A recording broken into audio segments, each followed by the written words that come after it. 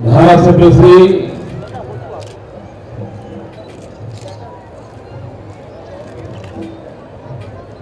नगर पालिका के अध्यक्ष श्री, देश विदेश से आए हुए सभी कच्छ प्रेमी भाइयों बहनों और कच्छ के मेरे नागरिक बंधु भगिनी, आज 9 दिसंबर है। आज से ठीक 40 साल पहले 9 दिसंबर 1971 पाकिस्तान ने भूज हवाई अड्डे पर हमला किया था।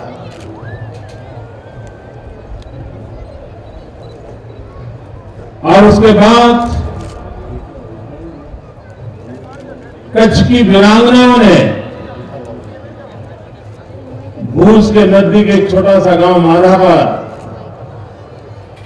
वहां की माताओं बहनों ने रात दिन मेहनत करके 4 दिन के भीतर भीतर नया रनवे तैयार किया था और देश ने लड़ाई को आगे बढ़ाया था और विजय प्राप्त किया।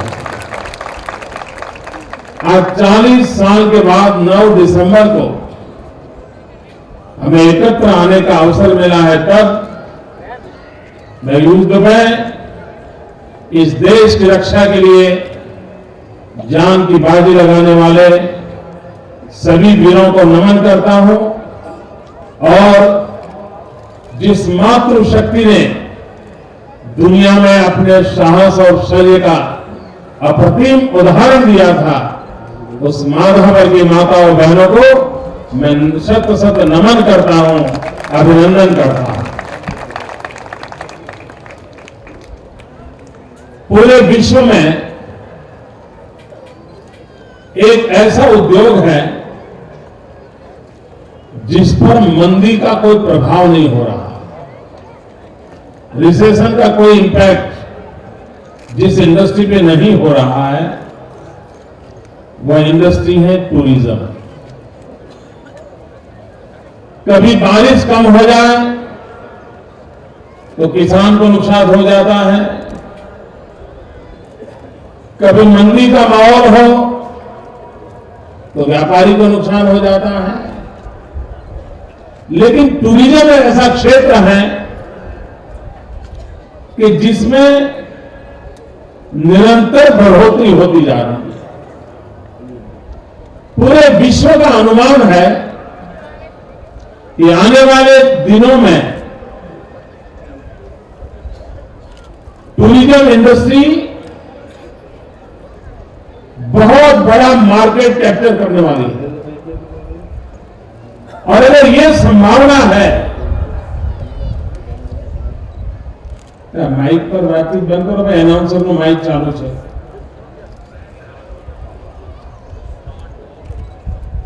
इसलिए संभावना है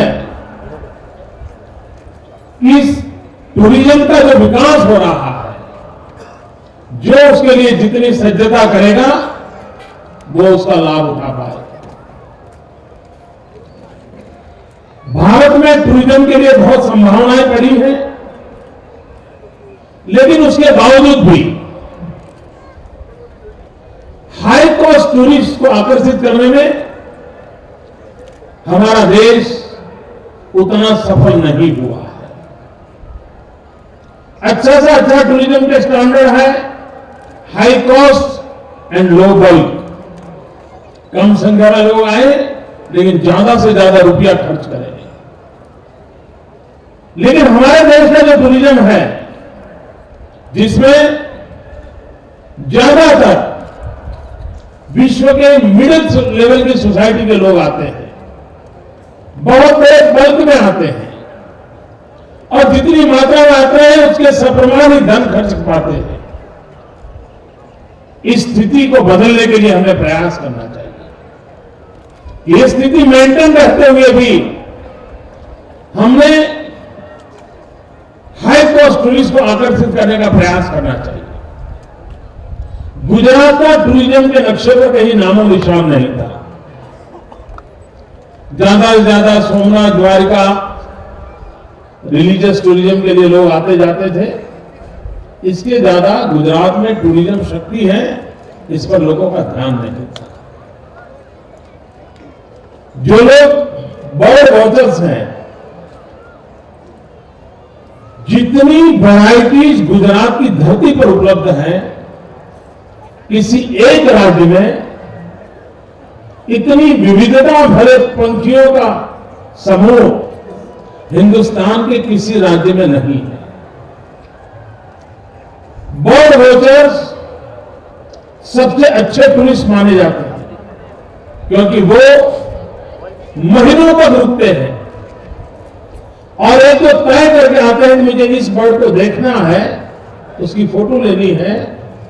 अगर महीने भर इंतजार करना पड़े तो महीने भर इंतजार करेंगे, लेकिन उस बर्ड को देख करके जाते हैं। गुजरात ने बर्ड वॉचर्स के लिए वैज्ञानिक तरीके से टूरिज्म क्षेत्र को विकसित करने का प्रयास किया है।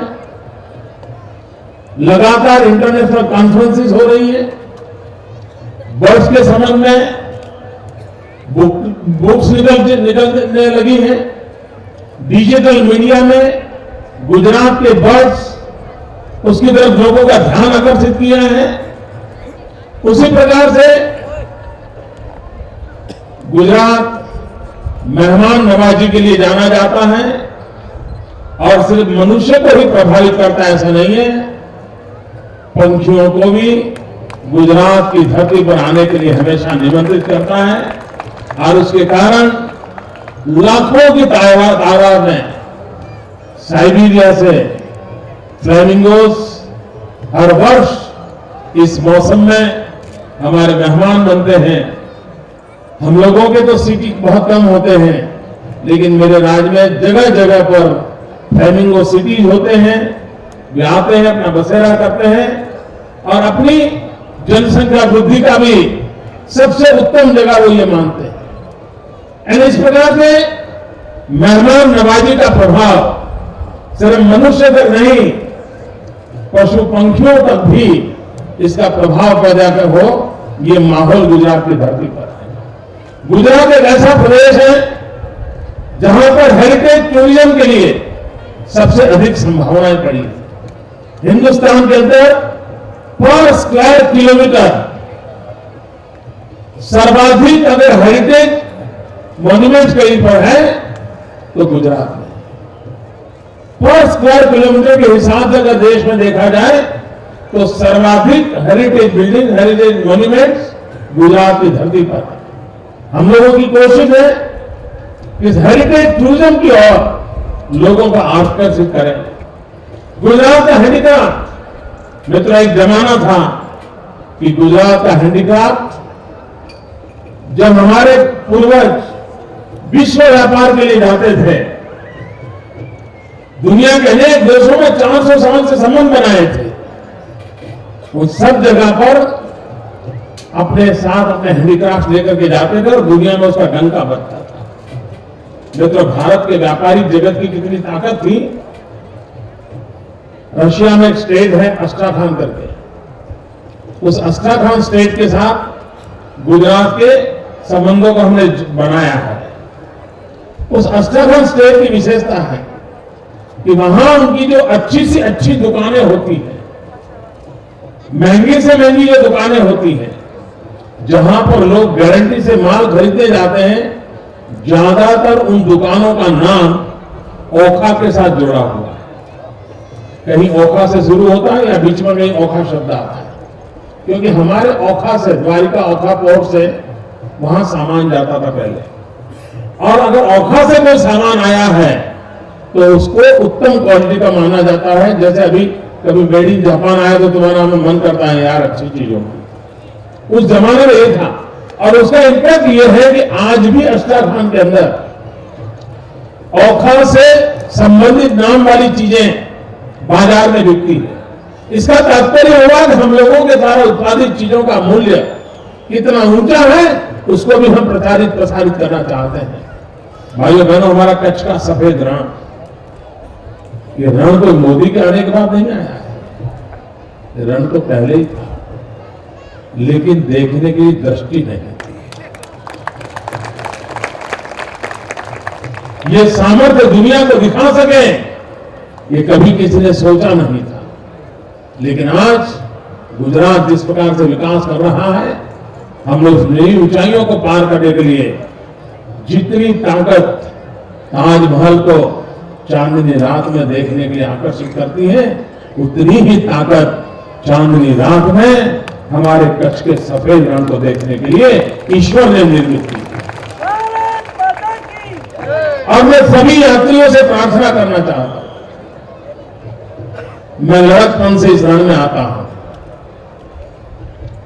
मैंने उसके सौंदर्य को भली भांति जाना पहचाना। इस रेगिस्तान में आने का मेरा शौक हुआ करता था अपने युवा काल में, और तब तो रास्ते भी नहीं थे, रेगिस्तान की उस मिट्टी के बीच से जाना पड़ता था, और कई बार ऐसा होता था हम रास्ते से भटक जाते थे। कितना ही घूमते रहे, आगे तो उसी जगह पे लौट के आ जाते थे। जब तक कोई गाइड नहीं होता था, हम वापस नहीं आ सकते थे रण में। उन दिनों में मैं रेगिस्तान के अंदर भटकता था, लेकिन मैंने एक अपने जीवन में अनुभव किया था, मैं आज आपसे शेयर करना चाहता हूं। आकाश के नीचे इस सफेद रण पर जब हम चलते हैं, समय अगर सूर्यास्त का हो या समय सूर्योदय का हो या चांदनी रात में आधी रात हो, और अगर आपके भीतर कुछ आध्यात्मिक आकांक्षाएं पड़ी है, अगर आप स्पिरिचुअलिटी में थोड़ा सा भी विश्वास करते हैं, थोड़ा सा भी उसकी तरफ आपका मन का झुकाव है, तो मैं आपसे आग्रह करूंगा, कुछ पल मौन रह करके थोड़ा अपने परिवार से 5-10 कदम दूर जाकर के इस परमात्मा के विशाल रूप का अनुभव कीजिए। आपको आध्यात्मिक चेतना की अनुभूति होगी, ये मैं आपको विश्वास है। जो आध्यात्मिक चेतना की अनुभूति आप बद्रीनाथ केदारनाथ की यात्रा करते समय उन बर्फीली चट्टानों के निकट होकर के अनुभव करते हैं, वैसी ही अनुभूति आपको इस सफेद रण के अंदर हो सकती है, अगर आपका थोड़ा सा भी झुकाव थोड़ा है। आप पूरे स्पिरिचुअल कोई बड़े यौगिक अवस्था में हो तभी होगा, ऐसा नहीं है। थोड़ा सा भी झुकाव रहा तो आपको बंद कर जाएगा, और आप उसको अनुभव कीजिए, मौन के साथ अनुभव कीजिए, और सूर्योदय भी वहां देखिए, सूर्यास्त भी वहां देखिए, और आधी रात चांदनी का भी मजा लूटिए। आपने कभी जीवन में ऐसा सौंदर्य नहीं देखा होगा जिसको पूरा अपनी आंखों में, मन में भर करके अपने परिवार के पास जाकर लौट कर ले जा सकते हो। ऐसी अनुभूति के लिए अवसर है ये कच्छ कार्निवल। एक प्रकार से कच्छ के जीवन को एक स्थान पर अनुभव करने का अवसर होता है। कच्छ एक ऐसा जिला है, एक प्रकार से वो लघु भारत है। कच्छ जिला एक जिला ऐसा है जहां हिंदुस्तान के सभी राज्य के लोग रहते हैं। बहुत कम लोगों का अंदाज होगा। हिंदुस्तान के लोगों को ऐसा लगता है कि शायद मुंबई ही ऐसा है कि जहां पर कॉस्मोपॉलिटन है और देश भर के लोग रहते हैं। मित्रों, कच्छ एक ऐसा जिला है और इतना डेवलप हुआ है भूकंप के बाद कि हिंदुस्तान का कोई जिला ऐसा नहीं होगा जिस जिले के लोग कच्छ की धरती पर न रहते हो, इस धरती को अपना बनाकर न रहते हो।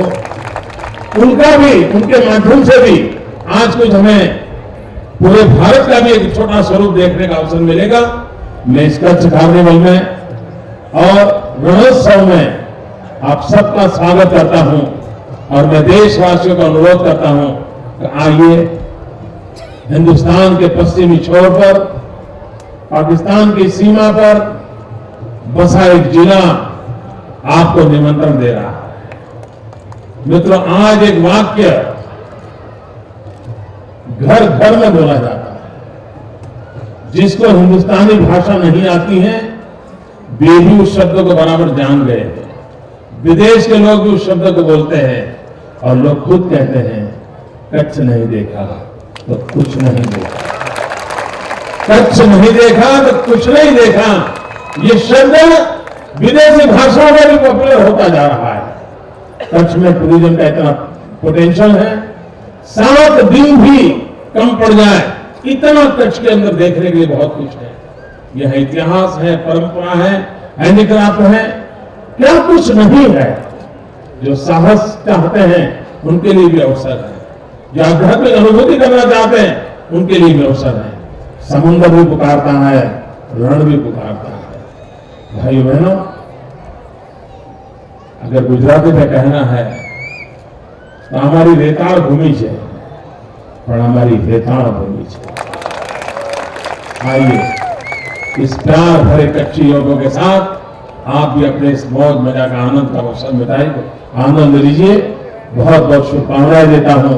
कल भी मैं आपके बीच हूं, हम साथ मिलकर के इस नजारे का आनंद लेंगे। बहुत बहुत शुभकामनाएं।